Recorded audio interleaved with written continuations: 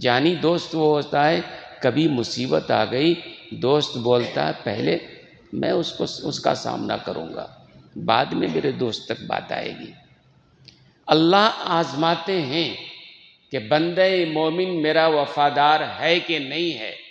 جب مصیبت آتی ہے، جب آزمائش آتی ہے، تب پتہ چلتا ہے کہ کتنا ہمارے اندر ایمان ہے۔ ہمارا مسئلہ تو یہ ہے کہ تھوڑی سی آزمائش آ گئی، بیماری آ گئی، پریشانی آ گئی، ہم اللہ سے شکوہ شروع کر دیتے ہیں۔ بندہ مومن قائم رہتا ہے، بھئی میرے اللہ کی طرف سے ہے، اللہ کی مرضی ہے، اور اللہ بھی اسی لیے آزمانا چاہتے ہیں۔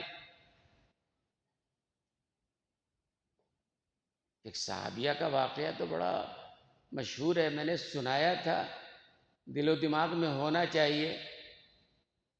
ایک صحابی کی شادی ہوئی اور کافی دن گزر گئے، بڑی ہنسی خوشی سے عیش و عشرت کے ساتھ زندگی گزر رہی ہے۔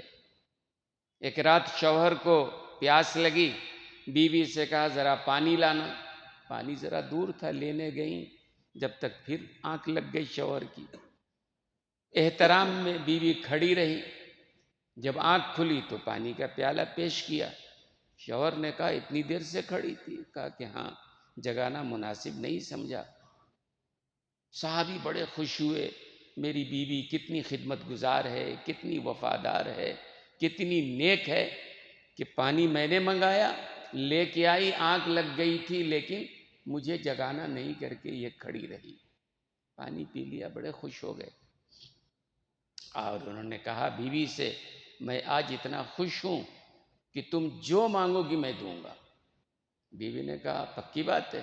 شوہر نے کہا پکی بات ہے، وعدہ ایک دم، جو مانگو گی۔ ایسی بیوی کہاں ملے گی اتنی خدمت گزار، جو مانگو گی دوں گا۔ تو بیوی نے کہا اگر پکی بات ہے، وعدہ ہے، تو میں آپ سے طلاق کا مطالبہ کرتی ہوں، آپ مجھے طلاق دے دیجیے۔ اب شوہر کے قدموں سے زمین نکل گئی، ایسی بیوی خدمت گزار وفادار اور کہہ رہی ہے طلاق۔ پریشان ہو گئی، یہ کیا بول رہی؟ کہا ہاں مجھے طلاق چاہیے۔ اب چونکہ صحابی تھے، زبان دے دیا تھا کہ جو مانگو گی دیں گے، تو انہوں نے کہا ٹھیک ہے، میں اپنے وعدے سے مکر تو نہیں سکتا، البتہ صبح فجر میں جناب رسول اللہ صلی اللہ علیہ وسلم کی مسجد چلتے ہیں، فجر کے بعد اللہ کے رسول ملتے، صحابہ کے مسائل حل کرتے، وہاں چلیں گے، بات کر لیں گے۔ ٹھیک، فجر وہاں اندھیرے میں ذرا ہوتی ہے، جلدی ہوتی ہے، دونوں میاں بیوی چلے حضور اکرم صلی اللہ علیہ وسلم کے پاس مجلس میں نماز کے لیے۔ راستے میں شوہر کو ایک جگہ ٹھوکر لگی، گر گئے، ہونٹ وغیرہ پھوٹ گئے، پاؤں میں زخم آیا، بیوی نے جلدی جلدی زخم دھویا، اس کو پٹی کیا اور کہنے لگی واپس گھر چلتے ہیں۔ شوہر نے کہا کہ رسول اللہ صلی اللہ علیہ وسلم کے پاس چلنا ہے نا؟ کہا نہیں جانا ہے۔ کیوں؟ تم کو طلاق چاہیے تھا نا، حضور سے فیصلہ کرا لیتے ہیں۔ کہا نہیں مجھے اب طلاق نہیں چاہیے۔ تو شوہر نے کہا عجیب، سمجھ میں نہیں آیا، رات تم نے مجھ سے وعدہ لیا تھا کہ طلاق چاہیے اور اب کہہ رہی ہو طلاق نہیں چاہیے۔ تو بیوی نے کہا ایک راز ہے، آپ گھر چلیں میں بتاتے ہیں۔ گھر جانے کے بعد بیوی نے کہا کہ بات دراصل یہ ہے، میں نے سنا تھا رسول اللہ صلی اللہ علیہ وسلم کو فرماتے ہوئے کہ جس کی زندگی میں کوئی مصیبت نہیں ہے، کوئی آزمائش نہیں ہے، کوئی امتحان نہیں ہے، کوئی بیماری، کوئی تکلیف نہیں ہے، سمجھو وہ بندہ منافق ہے، صحیح معنوں میں مومن نہیں ہے۔ تو بیوی نے کہا جب سے میں شادی کر کے آئی میں نے دیکھا ہنسی خوشی عیش و عشرت، غم نام کی چیز گھر میں ہے ہی نہیں۔ میرے دل میں یہ بات آنے لگی کہ شاید آپ کے ایمان میں کھوٹ ہے، اس لیے کہ اللہ کے رسول نے فرمایا کہ ایمان اگر صحیح ہے تو مصیبتیں تو آتی ہیں، اس لیے کہ اللہ ایمان والوں کو ہی آزماتے ہیں۔ آزمایا اپنوں کو جاتا ہے، غیروں کو کیا آزمانا؟ دوستوں کو آزمایا جاتا ہے، دشمنوں کو کیا؟ اور کسی نے وہ بارہ بنکوی بڑا شاعر گزرا ہے، بڑا اچھا شعر کہہ گیا، دشمنوں سے پیار ہوتا جائے گا، بڑا اچھا شعر ہے، یاد رکھیے۔ خمار بارہ بنکوی بڑا اچھا شاعر گزرا ہے وہ کہتا ہے دشمنوں سے پیار ہوتا جائے گا، دوستوں کو آزماتے جائیے۔ دوستوں کو آزمائیں گے نا تو آپ کو لگے گا ارے ایسے دوست سے تو دشمن ہی اچھا ہے کم سے کم، اس لیے کہ جس کو ہم دشمن سمجھتے ہیں اس سے ہوشیار تو رہتے ہیں، اور یہ دوست جو بنا ہوا ہے ہمارے آستین ہے، ہمارے ساتھ رہتا ہے لیکن ہمارا دشمن ہے۔ تو دشمنوں سے پیار ہوتا جائے گا، دوستوں کو آزماتے جائیے۔ تو آزمانے کے بعد پتہ چلتا ہے تو اللہ آزماتے ہیں۔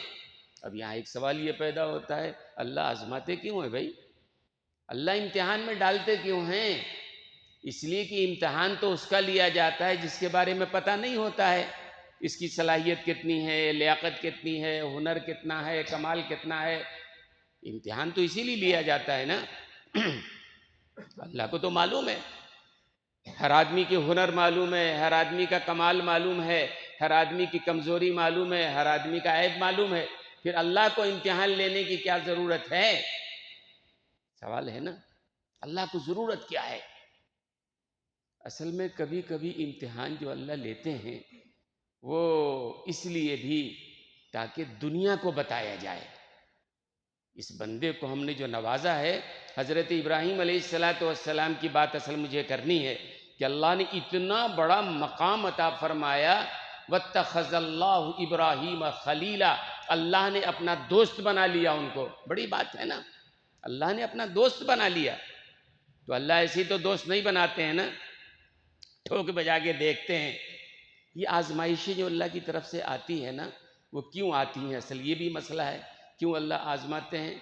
ارے بھائی یہ تو آپ نے سنا ہوگا کہ ماں اتنی رحیم، ماں کے اندر اتنا رحم نہیں ہو سکتا ہے جتنا اللہ کے پاس ہے۔ باپ اتنا اپنے بچے پر اتنا رحم نہیں کر سکتا ہے جتنا رحم اللہ کر سکتا ہے۔ روایتوں میں ہے کہ اللہ نے رحم کے 100 حصے بنائے، 99 حصہ اپنے پاس رکھا ہے، ایک حصہ اللہ نے دنیا میں اتارا ہے۔ اسی ایک حصے میں ماں کو بھی، باپ کو بھی، دوستوں کو بھی، بھائی بہنوں کو بھی، دنیا میں جہاں کہیں محبت نظر آ رہی ہے 1% کا وہ سب تماشا ہے۔ تو جس اللہ کے پاس 99% ہے اس کے پاس کتنی محبت، کتنا رحم ہوگا نا بھائی۔ تو اللہ تعالیٰ تو بڑے رحیم ہیں، ماں کو بھی اتنی محبت نہیں، باپ کو بھی اتنی محبت نہیں جتنی اللہ کو۔ تو بھئی اللہ کو جب اتنی محبت ہے تو اللہ بیماری کیوں دیتا ہے؟ اللہ تکلیف کیوں دیتا ہے؟ اللہ مصیبت کیوں دیتا ہے؟ سوال ہے نا۔ اصل میں کبھی کبھی محبت میں بھی تماچا لگایا جاتا ہے، محبت میں بھی تماچا لگاتے ہیں۔ آپ کا چھوٹا بیٹا ہے، ایک سانپ سامنے سے گزر رہا ہے، اب وہ بچہ سانپ کو جانتا نہیں کہ سانپ کیا چیز ہے، فوراً بڑھ رہا ہے اس کی طرف سانپ کو پکڑنے کے لیے، اچھا لگ رہا ہے اس کو۔ باپ جانتا ہے یہ کاٹ لے گا، زہر، تو باپ اس کو منع کر رہا ہے بیٹے اس کو مت چھونا، لیکن وہ بھاگا جا رہا ہے۔ باپ کیا کرے گا؟ پکڑے گا، ایک تماچا لگائے گا، اس کو پکڑ کے لائے گا، یہی کرے گا نا۔ دنیا کہے گی یہ عقل مندی کا کام، باپ نے عقل مندی کا کام کیا ہے، اور بیٹے کو تماچا جو لگایا ہے وہ محبت میں لگایا ہے۔ بیٹے سے محبت ہے اس لیے اس نے تماچا لگایا اور پکڑ کے لے کے آیا۔ اگر کوئی باپ چھوڑ دے، نہیں میرا بڑا لاڈلا ہے جانے دو، سانپ سے کھیلنے دو، دنیا کہے گی بیوقوف انسان ہے بھائی یہ۔ بیٹے سے اگر محبت ہے تو سانپ سے بچانا چاہیے ورنہ کاٹ لے گا، زہر۔ تو یہ جو تماچا لگا رہا ہے باپ کیوں لگا رہا ہے؟ محبت میں لگا رہا ہے۔ ایسی اللہ تعالیٰ جو آزماتے ہیں اور مصیبتیں لاتے ہیں، کس لیے لاتے ہیں؟ محبت کی بنیاد پہ لاتے ہیں۔ اللہ اس لیے مصیبتیں لاتے ہیں، بیماریاں لاتے ہیں، مشکلات لاتے ہیں تاکہ بندہ بہت سارے گناہوں سے بچ جاتا ہے۔ اللہ بالکل آزاد چھوڑ دیں تو آدمی پھر آگے کیا کرتا ہے؟ فرعون بن جاتا ہے، خدائی کا دعویٰ شروع کر دیتا ہے۔ اللہ تھوڑے تھوڑے تماچے لگاتے رہتے ہیں، کبھی بیماری دے دیتے ہیں، کبھی حالات لے آتے ہیں، کبھی مشکلات لے آتے ہیں، کبھی پریشانی ہوتی ہے۔ یہ اللہ کی طرف سے کیا ہے؟ محبت کی بنیاد پہ اللہ کرتے ہیں، دشمنی کی بنیاد پہ نہیں کرتے ہیں۔ اس لیے کرتے ہیں تاکہ ہم برائیوں سے بچیں، اپنے حالات کو سدھاریں۔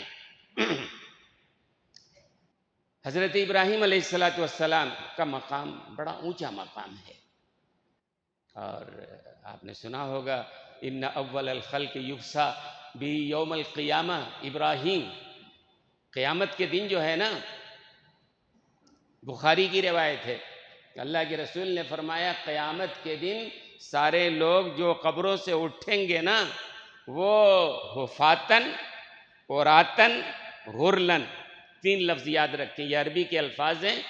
قیامت کے دن جب لوگ اپنے قبروں سے اٹھیں گے، کس حالت میں اٹھیں گے؟ یہ بخاری کی روایت ہے۔ یہ جو باتیں میں عرض کر رہا ہوں یہ من گھڑت قصہ کہانی کی بات نہیں ہے، بخاری شریف کی روایت ہے۔ اللہ کے رسول نے فرمایا قیامت کے دن ہم سب لوگوں کو جمع ہونا ہے، اپنی قبروں سے اٹھنا ہے، تو جب اٹھیں گے تو 3 حالت میں اٹھیں گے، ایک تو حفاتن، دوسرے عوراتن، تیسرے غرلن، 3 حالت ہوگی۔ میں سمجھتا ہوں کہ آپ نے نہیں سمجھا ہوگا حفاتن، عوراتن، غرلن کیا ہے، عربی زبان کا لفظ ہے۔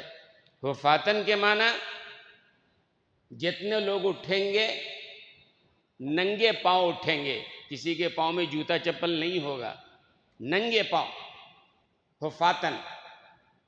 جیسے اللہ کے پاس سے آئے تھے، ماں کے پیٹ سے آئے تھے، کوئی جوتا چپل پہن کے نہیں آیا تھا نا، اسی حالت میں سب ننگے پاؤں۔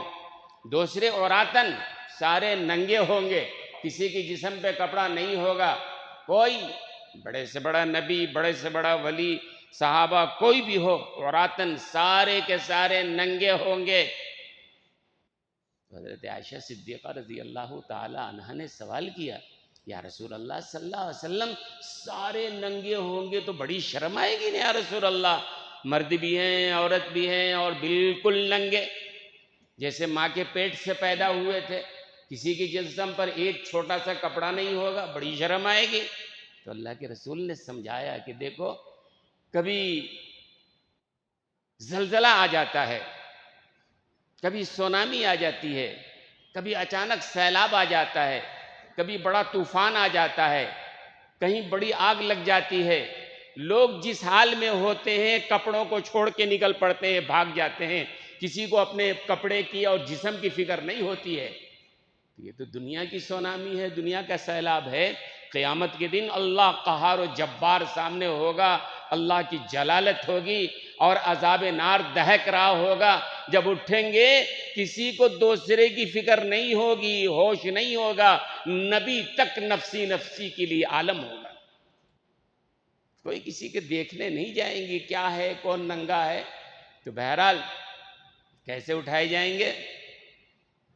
ننگے پاؤں، ننگے جسم، اور تیسرا لفظ عرلن، سارے جو مرد پیدا کیے جائیں گے، عورتیں جو اٹھائی جائیں گی وہ عرلن یعنی غیر مختون۔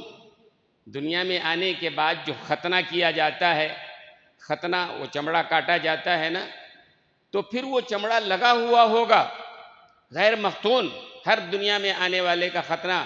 اور یہ ختنہ کہاں سے شروع ہوا ہے؟ حضرت ابراہیم علیہ السلام سے۔ اللہ نے ان سے کہا تھا 80 سال کی عمر میں انہوں نے اپنے ہاتھ سے اپنا ختنہ کیا تھا، اس کے بعد سے شروع ہوا۔ تو ہمارے ہاں تو بہرحال شاعری اسلام میں داخل ہے، ختنہ ہوتا ہی ہوتا ہے۔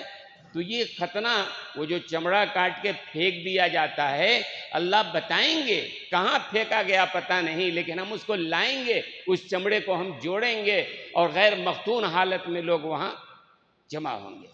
صرف جناب رسول اللہ صلی اللہ علیہ وسلم کے بارے میں آتا ہے کہ وہ ماں کے پیٹ سے پیدا ہوئے تھے، وہ مختون، ختنہ کی ہوئی حالت میں، دنیا میں کسی نے آپ کا ختنہ نہیں کیا ہے، باقی لوگ آئے ختنہ ہوا ہے۔ تو اللہ اس چمڑے کو جب لانے پر قادر ہے تو انسان کو تو لانے پہ قادر ہے نا۔ عرلن، ہر آدمی مختون، غیر مختون پیدا ہوگا، یعنی قیامت کے دن اٹھے گا۔ تو حفاتن ننگے پاؤں، عوراتن ننگے بدن، اور عرلن غیر مختون پیدا ہوگا، قیامت میں حشر میں اٹھے گا وہ۔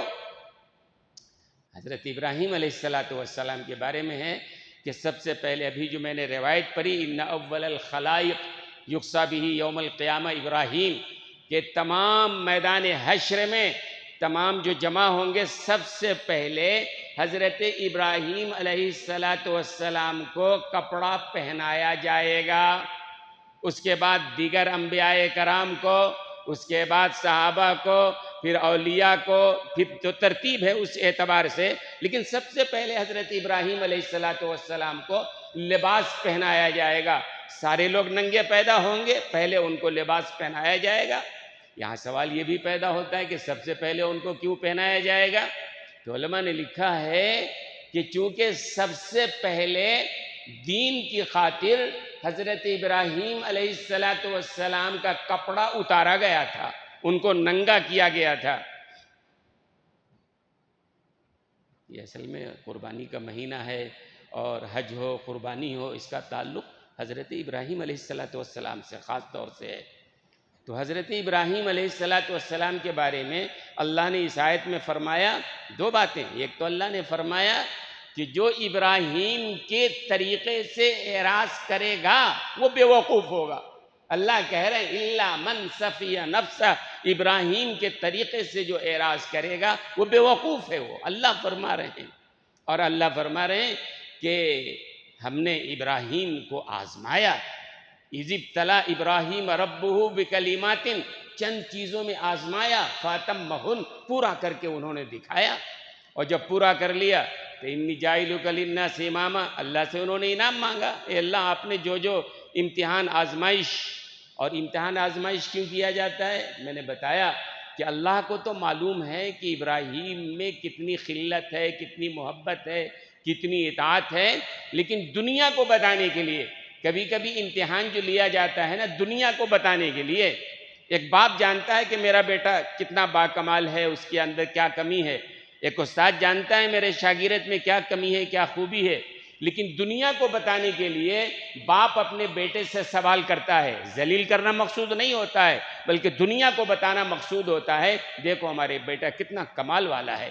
تو اللہ نے حضرت ابراہیم علیہ السلام کو جو امتحان لیا ہے وہ جاننے کے لیے نہیں، اللہ کو تو معلوم ہے، تبھی تو اللہ نے نبی بنایا، تبھی تو اللہ نے خلیل بنایا، اصل میں دنیا کو بتانے کے لیے کہ ابراہیم کے اندر یہ کمال ہے، میں نے جو کہا وہ کیا۔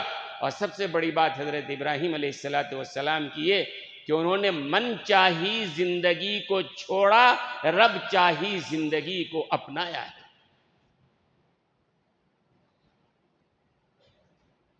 من چاہی زندگی، جی چاہ رہا ہے یہ کام کر لیں، جی چاہ رہا ہے وہ کام کر لیں، جی چاہ رہا ہے نماز نہ پڑھیں، جی چاہ رہا ہے حرام کھا لیں، غلط کام کر لیں، یہ من چاہی۔ رب چاہی زندگی نہیں، میرا رب یہ چاہ رہا ہے ہمیں یہ کرنا ہے، میرا من چاہے نہ چاہے۔ اللہ نے کہا ابراہیم وطن چھوڑ دو، سوال نہیں، چھوڑ دیا۔ باپ بڑا مالدار تھا اور بڑا وہاں کا مہن تھا، لیکن اللہ نے کہا چھوڑ دو، چھوڑ دیا۔ شام میں جا کے بس گئے، بچہ پیدا ہوا، اللہ نے کہا لے کے چلو۔ راستے میں کوئی سرسبز و شاداب وادی آتی، اے اللہ یہاں رک جائیں، کہتے نہیں جبریل میں یہاں رکنے کی اجازت نہیں ہے، وہاں جنگل میں جا کے اتارا۔ پھر اللہ نے کہا چلو یہاں سے، بیوی کو بتانے کا بھی وقت نہیں لیا، فوراً نکل پڑے۔ بیوی پیچھے دوڑتی رہی، بعد میں انہوں نے کہا کہ اللہ کا حکم ہے، اللہ کا حکم ہے، چلے گئے واپس۔ پھر اس کے بعد اللہ نے کہا بیٹے کو ذبح کرو، تیار ہو گئے ذبح کرنے کے لیے۔ بھئی ہمارا بیان کرنا آسان، آپ کا سننا آسان، ذرا سوچ کے تو دیکھو، ایک بیٹے کو، 13 سال کے بیٹے کو، بڑھاپے کے سہارے کو، عصائے پیری کو ذبح کرنا، جبکہ دنیا کی کوئی تاریخ بھی نہیں، آسان ہے، بڑا مشکل۔ اور ہمارے ہاں تو مسئلہ یہ ہے کہ اگر واقعی کسی کا بیٹا بیمار پڑ جائے، نمازیں چھوڑ دیتا ہے، باولا بن جاتا ہے نا۔ ہمارے ایک دوست ہیں، فیملی ڈاکٹر ہیں، اچھے ڈاکٹر ہیں، انہوں نے خود اپنا واقعہ مجھے سنایا کہ مولانا ایک بار ہمارے بیٹے کا ایکسیڈنٹ ہو گیا کہیں دور، وہ ہاسپیٹل میں ایڈمٹ ہوا، اور اس کے بعد جو ہے مجھے اطلاع ملی، فون، میں نرسنگ ہوم میں تھا تو فون آیا کہ بیٹے کا ایکسیڈنٹ ہو گیا، وہ ہاسپیٹل میں ہے اور کافی کشمکش کی حالت میں ہے۔ میں فوراً نکلا نرسنگ ہوم سے، میرا ساتھ میرا جو اسسٹنٹ تھا وہ موجود تھا، گاڑی میں چلا رہا تھا، برسوں سے گاڑی چلا رہا ہوں، لیکن اس دن جو گاڑی چلا رہا تھا کبھی ادھر ٹھوکر کبھی ادھر ٹھوکر، ٹھیک سے چلا نہیں پا رہا تھا۔ بعد میں میرے اسسٹنٹ نے کہا کہ آپ چھوڑ دیجیے، گاڑی میں چلائیے، پھر وہ گاڑی چلا کے ہاسپیٹل لے کے آیا۔ یعنی بیٹے کا ایکسیڈنٹ ہو گیا ہے تو آدمی کا مائنڈ کام نہیں کر رہا ہے، کس طرح کریں۔ بیٹا بیمار اگر ہے تو آدمی اس کے لیے نمازیں چھوڑ دیتا ہے، مثال کے طور پر ہر طرح کے مشکلات. اب بتاؤ بیٹے کو ذبح کرنا کتنی بڑی بات ہے، لیکن وہی بات ہے، رب چاہی زندگی، رب نے کہا ہے ہم قربان کریں گے چاہے جو بھی ہو جائے. تو حضرت ابراہیم علیہ السلام نے کہا چلو اللہ یہ بھی ٹھیک ہے، جو کہا اللہ نے ٹھیک ہے. تو اس کے بعد انعام، ظاہر امتحان میں جب کامیاب ہو گئے تو انعام چاہیے نا. تو حضرت ابراہیم علیہ السلام نے انعام مانگا. کیا انعام مانگا؟ انی جاعلک، اللہ نے کہا کہ ابراہیم آپ کو ہم لوگوں کا امام بنائیں گے. یہ موضوع ہے انشاءاللہ پھر میں عرض کروں گا. گزشتہ جمعہ کی بات باقی رہ گئی تھی. گزشتہ جمعہ جو کرائے سے متعلق میں عرض کر رہا تھا وہ بات ذرا عرض کر دیتا ہوں، تھوڑی سی بات ہے وہ. پھر یہ موضوع انشاءاللہ ہمیں، کیونکہ حضرت ابراہیم علیہ السلام کا مہینہ ہے، اس میں ان کی تاریخ ہے، اسی لیے میں بیان کر رہا تھا اور ابھی بیان کرنا ہے. اس سے ہمیں کیا عبرت ملتا ہے وہ مجھے بتانا ہے، انشاءاللہ آئندہ عرض کروں گا. گزشتہ جمعہ میں نے بتایا تھا، ابھی تو وقت ہے نا، ابھی وقت ہے 10-15 منٹ ہے. تو میں نے بتایا تھا گزشتہ جمعہ کہ بھائی یہ کرائے پہ رہنا کوئی بری بات نہیں ہے. ہر آدمی کا اپنا گھر نہیں ہوتا، ہر آدمی کا اپنا دکان نہیں ہوتا ہے، لیکن جب اصول طے ہوتا ہے اس اصول کو فالو کرنا یہ واجب ہوتا ہے، لازم ہوتا ہے. اس اصول کے خلاف کوئی کرتا ہے تو ظاہر سی بات ہے یہ حرام ہے، ناجائز ہے، ہر آدمی جانتا ہے. اور کرایہ داروں کی جہاں تک بات ہے، خاص طور سے مسجدوں کے جو کرائے کا معاملہ ہے، نظام چلانا بڑا مشکل ہو رہا ہے. کئی کرایہ داروں نے، بہت سارے لوگ ہیں جو پابندی سے دیتے ہیں، لیکن بہت سارے لوگ ہیں جو پابندی سے نہیں دیتے ہیں. کافی رقم جمع ہو گئی ہے، مسجد کے اخراجات پورے کرنا مشکل ہے. اس لیے میں نے گزشتہ جمعہ بھی کہا تھا اور آج بھی آپ سے عرض کر رہا ہوں، ظاہر ہے آپ تو کرایہ دار نہیں ہوں گے، اگر ہیں تو وہ سنیں اور عمل کی نیت سے سنیں، اور اگر یہاں نہیں ہیں اور آپ کے تعلقات ہیں تو ان تک یہ بات پہنچائیں کہ جو کرایہ دار ہو، خصوصاً میں مسجد کی بات کر رہا ہوں، باقی دوسروں کو بھی اس میں خود بخود آ جاتے ہیں، اگر وہ کرایہ صحیح طور پر ادا کرتے ہیں تو اللہ کی طرف سے 3 انعام ان کو ملتا ہے، اور اگر صحیح طور پر نہیں ادا کرتے ہیں تو 3 ان کے لیے نقصانات ہیں. پہلے نقصانات آپ سن لیں. مثال کے طور پر مسجد کے کرایہ دار ہیں اور مسجد کا نظام نہیں چل پا رہا ہے، کرایہ کوئی نہیں دے رہا ہے، تو پہلا سب سے بڑا پہلا نقصان کیا ہوگا؟ نحوست تو ہوگی نا بھائی. ایک چیز آپ نے کرائے پہ لیا ہے، اللہ کے گھر کی چیز ہے، آپ کرایہ نہیں ادا کر رہے ہو، چاہے جو بھی بہانہ آپ بناؤ، اگر کوئی کرایہ نہیں ادا کرے گا تو پہلا نقصان کیا ہے؟ نحوست. اور یہاں کی زبان میں دلندراگی. نحوست، دکان کو بھی نحوست، کاروبار کو بھی نحوست، جسم کو بھی نحوست، صحت کو بھی نحوست. نحوست لگے گی نہیں لگے گی؟ کامن بات ہے، اس کی دلندراگی آئے گی. آپ نے مسجد سے لیا کرائے پر، کرایہ ادا کرنا چاہیے آپ کو. اور اگر خدا نخواستہ آپ کی دکان نہیں چل رہی ہے، واپس کر دیجیے دکان مسجد کو کہ بھئی نہیں چل رہی ہے. وہ تو کوئی زبردستی نہیں کر رہے ہیں کہ آپ کو چلانا ہی پڑے گا، لیکن دکان جب تک ہے آپ کو کرایہ ادا کرنا ہے. کیوں کرنا ہے؟ مسجد کا نظام چلنا ہے. اتنا بڑا نظام کوئی معمولی نظام نہیں ہے. میں نے بتایا تھا سالانہ تقریباً 60 سے 70 لاکھ کا خرچہ مسجد کا ہے. اس مسجد کی بات کر رہا ہوں. یہ سارا نظام جو چل رہا ہے بیٹھے بیٹھائے نہیں ہو جاتا ہے، اس کے پیچھے اخراجات ہیں. تو پہلا تو یہ ہوگا، کوئی اگر ادا نہیں کر رہا ہے، پہلا نقصان یہ ہے اس کی نحوست تباہ و برباد کرے گی. دلندراگی یہاں کے لفظ ہے، اور وہ نحوست صحت کو بھی لگ سکتی ہے، دکان کو بھی لگ سکتی ہے، کاروبار کو بھی لگ سکتی ہے، اور رزق کو بھی. پکی بات ہے نا بھائی. دوسرا نقصان، کوئی اگر مسجد کا کرایہ یا کسی پرائیویٹ کسی کا ہے کرایہ ادا نہیں کرے گا، دوسرا نقصان اگر کوئی نہیں ادا کرتا ہے تو ہو سکتا کی بات میں کر رہا ہوں، ہو سکتا ہے کہ ان کے نام کو مسجد کے دیواروں پہ چشمہ کر دیا جائے، بورڈ پہ لگا دیا جائے، بھئی فلاں آدمی ہیں جو مسجد کا کرایہ نہیں ادا کر رہے ہیں، مسجد کا نظام ہم کیسے چلائیں گے؟ آخر مسجد کا نظام جو چلانے والے ہیں، ظاہر سی بات اپنے گھر سے تو نہیں چلائیں گے وہ. جب کرایہ نہیں آئے گا تو ان کے زیر غور ہیں جن لوگوں نے مستقل بند کر دیا دینا اور کافی دنوں سے نہیں دیا ہے، کافی رقم باقی رہ گئی ہے، تو مجبوراً کیا کرنا پڑے گا ان کو؟ مسجد کے نوٹس بورڈ پہ، مسجد کے دیوار پہ ان کا نام لگا دیا جائے گا، بھئی فلاں دکان والے، فلاں صاحب یہ نہیں دے رہے ہیں۔ ذلت ہوگی نہیں ہوگی؟ لوگوں کو معلوم ہوگا نا بھئی یہ آدمی ہے جو مسجد کے جو ہے دکان لیے ہوا ہے لیکن کرایہ نہیں ادا کر رہا ہے، ذلت ہوگی نہ ہوگی؟ یہ دوسرا نقصان ہے۔ اور تیسرا نقصان یہ ہے کہ جب مسجد کا نظام نہیں چلے گا تو مسجد کے جو بھی ذمہ دار ہوں، آج کل تو ایڈمنسٹریٹر ہیں، جو بھی ذمہ دار ہوں گے ظاہر سے کورٹ سے رجوع کریں گے نا، بلکہ کارروائی شروع ہو گئی ایک حد تک ان لوگوں کے خلاف جنہوں نے برسوں سے کرایہ نہیں دیا، بڑی رقم ان کے پاس جمع ہو گئی ہے، نہیں دے رہے ہیں، وہ مختلف بہانے ان کے ہیں۔ تو پھر کیا تیسرا کیا نقصان ہوگا؟ کورٹ سے رجوع ہوں گے، کورٹ میں آپ جاؤ گے تو کورٹ میں تو فری نہیں ہوگا، وکیل آپ کو کرنا پڑے گا، کرایہ آپ کو ظاہر سی بات ہے فیس بھی دینی پڑے گی، اس کے پیچھے لگنا پڑے گا۔ اور کہا جاتا ہے کہ کورٹ میں اگر یہ کرایہ دار مالک مکان کی بات اگر ہو، 1 سال 2 سال 3 سال تک فیصلہ ہو جاتا ہے اور فیصلہ مالک مکان کے حق میں ہوتا ہے۔ ظاہر سی بات ہے کورٹ یہ تو نہیں بول دے گی کرایہ دار کا دکان ہو گیا، کرایہ دار کا مکان ہو گیا، مالک ہی ہوتا ہے۔ تو مسجد کا نظام میں یہ 3 نقصان ہے۔ پہلا نقصان، کرایہ نہیں ادا کریں گے، نحوست اس کی لگے گی، دلندراگی لگے گی، اور وہ نحوست دکان کو بھی، رزق کو بھی، زندگی کو بھی لگ سکتی ہے۔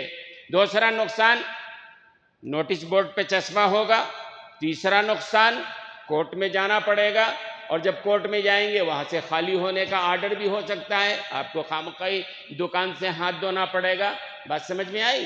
اور 3 فائدے، کوئی آدمی کرایہ صحیح طور پر ادا کرتا ہے تو اس کے 3 فائدے ہیں۔ پہلی بات تو یہ ہے کہ معاہدے کے مطابق ادا کرنا واجب ہے نا۔ پہلی بات یہ ہے کہ آدمی، خاص طور سے مسجد کی بات میں کر رہا ہوں، آدمی جب کرایہ ادا کر رہا ہے تو اللہ رزق میں برکت عطا فرمائیں گے، کاروبار میں برکت عطا فرمائیں گے۔ ہاں بھئی یہ بندہ ہے جو صحیح طور پر حق والوں کا حق ادا کر رہا ہے، ایک فائدہ تو یہ ہو جائے گا کہ بھئی صحیح طور پر دے رہے ہیں، اللہ تھوڑا دیں گے لیکن انشاءاللہ اس میں رزق میں برکت آئے گی اور برکت سے کام بڑھ جاتا ہے۔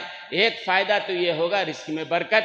دوسرا فائدہ یہ ہوگا اللہ تعالیٰ آفات و بلیات سے اور مصائب و مکروہات سے حفاظت فرمائیں گے۔ بھئی یہ بندہ صحیح کام کر رہا ہے، آنے والے تکلیفوں کو اللہ پہلے ہی دور فرما دیں گے اور آفات و بلیات سے حفاظت فرمائیں گے۔ اور تیسرا بڑا فائدہ یہ ہوگا اللہ کی رضا حاصل ہوگی، یہ بندہ کم کماتا ہے پھر بھی صحیح طور پر ادا کر رہا ہے۔ تو یہ 3 نقصانات ہیں اور 3 فائدے میں نے بتائے، بات تو سمجھ میں آ گئی ہوگی۔ ایک بات اور میں سنانا چاہتا ہوں اور اسی کے ضمن میں کہ بھئی کرایہ تو دینا ہی پڑے گا کرایہ دار کو، آپ ستا کے دے رہے ہو، پریشان کر کے دے رہے ہو، مسجد کا نظام بڑا مشکل سے چل رہا ہے، اس لیے اگر آپ میں کوئی ہیں تو اللہ کے لیے اسی وقت طے کیجئے، گزارش ہے میری کہ آپ ضرور، میں نے گزشتہ جمعہ کہا تھا اور ابھی مینیجر صاحب سے پوچھا، کہنے لگے اس پورے ہفتے میں ایک بندے نے بھی، یعنی جو نہیں دے رہے ہیں، نہ دینے والوں میں ایک بندے نے بھی آ کے نہیں کہا ہوگا کہ بھائی لے لیجئے، تھوڑا لے لیجئے، تھوڑا تھوڑا کر کے ہم دے دیں گے، ایک بندے نے بھی نہیں کہا ہے۔ اس لیے دوبارہ ضرورت پڑی کہنے کی، اگر وہ یہاں ہیں اللہ کے لیے آپ ارادہ کرو، اللہ کے گھر کا معاملہ ہے، کرایہ ادا کرو، اور پرائیویٹ طور پر بھی کسی کا لیا ہے تو آپ کرایہ ادا کرو، رکھنا جائز نہیں ہے، حرام ہے آپ کے لیے، نحوست لگے گی، رزق کے تنگی پیدا ہوگی۔ اور اگر وہ یہاں نہیں ہیں، آپ کے متعلقین ہیں، دوست احباب ہیں، آپ جاننے والے ہیں، تو ان کو سمجھائیے، اچھی بات کا سمجھانا بھی، اس پر بھی اللہ ثواب عطا فرماتے ہیں۔ ان سے گزارش کیجئے کہ بھائی جو میں نے گزارش کی ہے یہ کام کیجئے۔ یہ کیوں میں کہہ رہا ہوں؟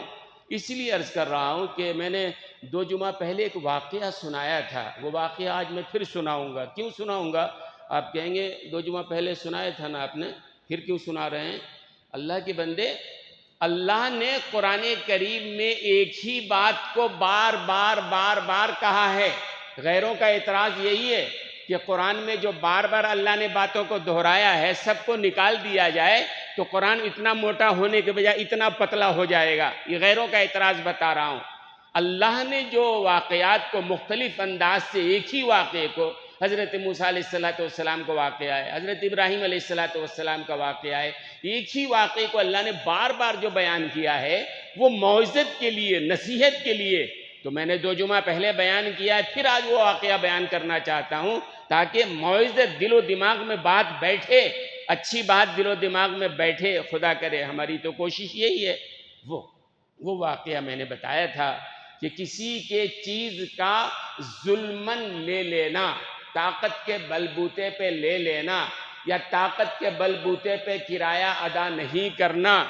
طاقت نہیں دیں گے، کیا کر لیں گے، دیکھیں گے اونر ہو یا مسجد ہو کوئی، تو طاقت کے بلبوتے پر اگر کوئی کرایہ نہیں دیتا ہے، یا طاقت کے بلبوتے پر کوئی کسی کا حق غصب کر لیتا ہے، یا کسی کی زمین جائیداد کو غصب کرنا چاہتا ہے، کیا ہوگا یاد ہے نا؟ حافظ ابن حجر رحمۃ اللہ علیہ کا واقعہ سنایا تھا. فرضی ہوائی بات نہیں ہے. حافظ ابن حجر وہ اسقلانی شارح بخاری ہیں، ان کی کتاب ہے کتاب الزواجر، اس میں یہ واقعہ انہوں نے لکھا ہے. حافظ ابن حجر کہتے ہیں میں نے دیکھا ایک آدمی کا ہاتھ کٹا ہوا ہے اور زور زور سے چلا رہا ہے، لوگوں مجھ سے عبرت حاصل کرو، میری ذات سے عبرت حاصل کرو، کسی پر ظلم مت کرو. حافظ صاحب کہتے ہیں کہ میں اس کے پاس گیا، بھئی تمہارا کیا واقعہ ہے؟ کہنے لگا بڑا عبرتناک واقعہ ہے. وہ واقعہ سنو، اپنے دوستوں کو سناؤ، خود یاد رکھو تاکہ آئندہ کسی کا حقوق کو غصب نہ کرو، کسی کا کرایہ جو ہے غصب نہ کرو، فوراً حق والے کا حق ادا کرو، اللہ اس میں برکت عطا فرمائیں گے. زبردستی اگر آپ کرایہ نہیں دو گے، کسی کے حقوق کو غصب کر لو گے، نحوست لگے گی، دلندراگی آئے گی اور رزق کی برکت چلی جائے گی. واقعہ کیا؟ حافظ ابن حجر کہتے ہیں کہ اس آدمی نے کہا کہ میں نے دیکھا، اس آدمی نے کہا کہ میں طاقتور تھا، دریا کے کنارے سے گزر رہا تھا، ایک مچھوارے نے ایک مچھلی پکڑی، بڑی اچھی مچھلی تھی، تو میں نے اس سے کہا بھائی مجھے دے دو، طاقت ہمارے پاس. میں نے کہا دے دو. اس مچھوارے نے کہا نہیں بھائی، ہم اس مچھلی کو بیچ کر اپنے بیوی بچوں کے لیے کھانے پینے کی چیز لے جائیں گے، یا نہیں اگر بکی تو پھر اسی کو کھا لیں گے، بیوی بچے ہمارے بھوکے ہیں. لیکن میں طاقت کے نشے میں تھا، میں نے زبردستی وہ مچھلی اس سے چھین لیا. بیچارہ کمزور تھا، غریب تھا، رو کے چپ رہ گیا. میں وہ مچھلی لے کے آ رہا تھا گھر، راستے میں مچھلی نے انگوٹھے میں کاٹ لیا. کہتے ہیں گھر آیا تو درد بڑھنا شروع ہوا، صبح ہوتے ہوتے انگوٹھا پھول گیا. ڈاکٹر کے پاس گیا، ڈاکٹر نے کہا کہ انگلی کاٹنی پڑے گی، انگوٹھا نہیں تو پورے جسم میں زہر. میں نے انگوٹھا کٹوا دیا. پھر تھوڑے دنوں میں بتایا کہ زہر یہاں تک آ گیا، یہ ہاتھ کاٹنا پڑے گا. میں نے کٹوا دیا. پھر یہاں تک زہر آ گیا، میں نے کوہنی سے کٹوا دیا. پھر زہر یہاں تک آ گیا، میں نے کندھے سے کٹوا دیا. پھر ہمارے دوستوں نے، ڈاکٹروں نے کہا یہ بار بار زہر بڑھتا جا رہا ہے، وجہ بولو کہاں سے شروعات ہوئی ہے. تو میں نے سوچا، اور وہ مچھلی نے کاٹا تھا اور مچھلی میں نے مار کے زبردستی جو غریب سے چھین لیا تھا. میرے ذہن میں بات آئی یہ وجہ ہو سکتا ہے. پھر میں نے شہر میں تلاشتے تلاشتے مل گیا وہ بندہ مچھلی والا. میں اس کے پاؤں میں گر گیا. میں نے کہا بھائی مجھے معاف کر دو. اس نے پوچھا تم ہو کون؟ کہا میں وہی ہوں جس نے تمہاری مچھلی کو ظلمن چھین لیا تھا. اللہ نے اس کی سزا یہ دی، ہاتھ کٹوا دیا ہے. تم معاف نہیں کرو گے تو پھر میری زندگی ختم ہونے والی ہے. خیر اس نے معاف کیا، تب اللہ نے وہاں پر زہر کو روکا ہے. بات سمجھ میں آ رہی؟ یہ واقعہ خود ذہن میں رکھیے، اپنے دوستوں کو سنائیے. بھئی کرایہ دار ہیں، حق ہے، مسجد کا نظام چلنا ہے، مارو گے بھلا نہیں ہوگا، ضرور ادا کرو. اور طے کرو زندگی میں کبھی کسی کی چیز ہم طاقت کے بل پر ظلمن نہیں، ہرگز نہیں لیں گے. حق ہمارا نہیں ہے تو لینے کا سوال نہیں پیدا ہوتا ہے. تو اپنے آپ کو ان چیزوں سے بچائیے. اور پھر میں گزارش کروں گا کہ مسجد کا کرایہ جن لوگوں کے پاس ہے وہ براہ کرم ادا کر دیں. اور حضرت ابراہیم علیہ السلام کی بات انشاءاللہ میں آئندہ پھر عرض کروں گا.